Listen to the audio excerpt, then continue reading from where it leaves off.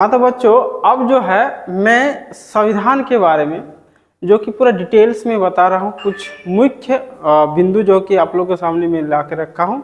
इसके अलावा आने वाले दिनों में मैं संविधान से रिलेटेड जितने भी एमसीक्यू क्वेश्चंस बनेंगे सारे क्वेश्चंस को मैं यहाँ पे आप लोग के सामने रखूँगा। फिलहाल जो है संविधान का डिफिनेशंस क्या है, क्या होता है संविधान, संविधान के बारे में हम लोग जो बोलते हैं ये संविधान इसका क्या होता है, तो इसका डिफिनेशंस के बारे में हम लोग को जानेंगे। तो यहाँ पे हम जैसे कि बताया गया कि संविधान वह कानूनी दस्तावेज है जिसमें किसी भी देश के शासन चलाया जा सकता है। मतलब बोल रहा है कानूनी दस्तावेज।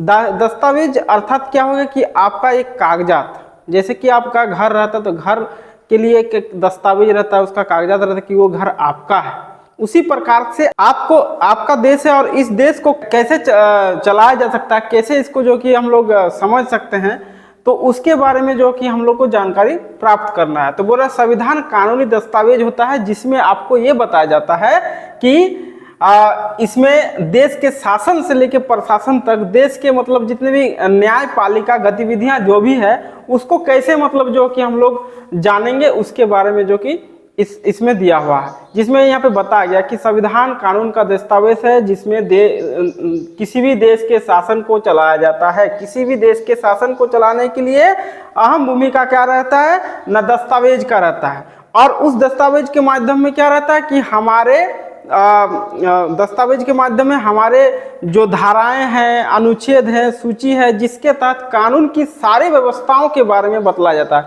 और मनुष्य को, एक आम आदमी को होने के नाते, एक भारतीय होने के नाते ये सारे संविधान के दस्तावेज या संविधान से जो भी चलन चलाया गया, ये सारे चीज़ों के बारे में उनको जानना पड़ेगा। क्योंकि आप अगर इंडिया से हो, भारत से हो, तो भारतीय संविधान को जानना आपका जरूरी है। चाहे आप किसी भी क्लास में पढ़ते हो, चाहे आप नहीं भी पढ़े हो, अनपढ़ गवार भी हो, लेकिन आप अगर संविधान को जानते हैं तो आप अपना मौलिक अधिकार, मौलिक कर्तव्य को आप बहुत अच्छे से जान पाएंगे, समाज को एक जो कि अच्छा मुकाम दे पाएंगे। तो इसीलिए जो कि हमें संविधान की कानूनी दस्तावेज है जिसमें देश के शासन को चलाया जाता है, इसके बारे में बताया जाता है। अगला जो मुख्य बिंदु है कि इसका निर्माण किस प्रक्रिया के द्वारा हुआ, कैसे हुआ।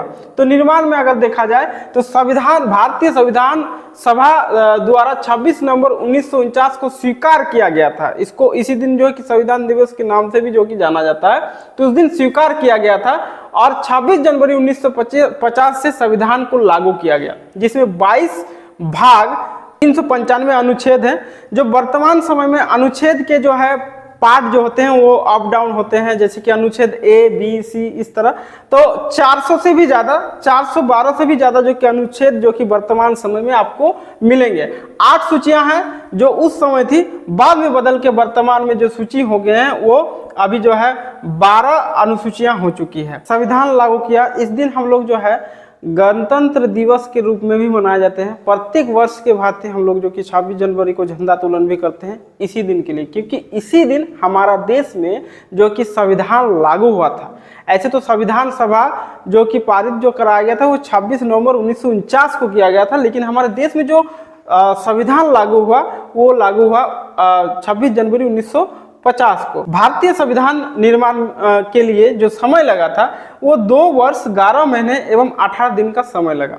और इस पे जो खर्च हुए थे वो थे 63,96,729 रुपए खर्च हुए थे इस संविधान सभा के दस्तावेज को बनाने के लिए। तो ये सब छोटी सी जो कि मुख्य बिंदु जो कि आप लोग के सामने इस वीडियो के माध्यम से लाया गया है। और मैं बता दूं कि भारतीय संविधान जो है एक ऐसा पुस्तक है जिसको बतलाने के लिए ना जाने कितने पार्ट में हमको इसको बताना पड़ेगा, क्योंकि हम छोटे छोटे चीज़ों को जो कि एकदम बारीकी से बताना चाहते हैं, इसीलिए थोड़ा सा मतलब समय लगेगा। तो आप लोग जो है कि मेरे आने वाले जितने भी वीडियो होंगे उसको लगातार देखते रहिए। करीबन 1 महीना तक संविधान से रिलेटेड जो भी क्वेश्चन होंगे वो आप लोग के सामने रहेंगे।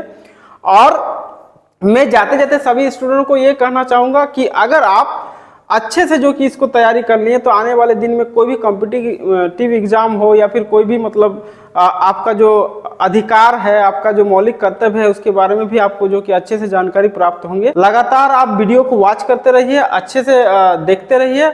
और जैसे कि सब वीडियो में मेरा कहा जाता है कि लाइक और कमेंट शेयर करें, सब्सक्राइबर करें, तो मैं ये नहीं कहना चाहता हूँ, क्योंकि मुझे जो है वीडियो पसंद आया या नहीं आया उसके ऊपर जो कि मुझे काम करना है। इसलिए आप लोग कमेंट बॉक्स में भर भर के जो कि कमेंट कीजिए। नेगेटिव हो तो पर भी कर सकते हैं, पॉजिटिव हो तो पर भी कर सकते हैं, हमको किसी प्रकार का कोई मतलब इश्यूज नहीं रहेंगे।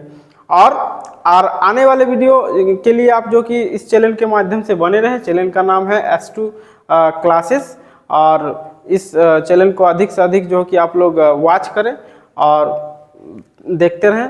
Thank you. वंदे मातरम। जय भारत।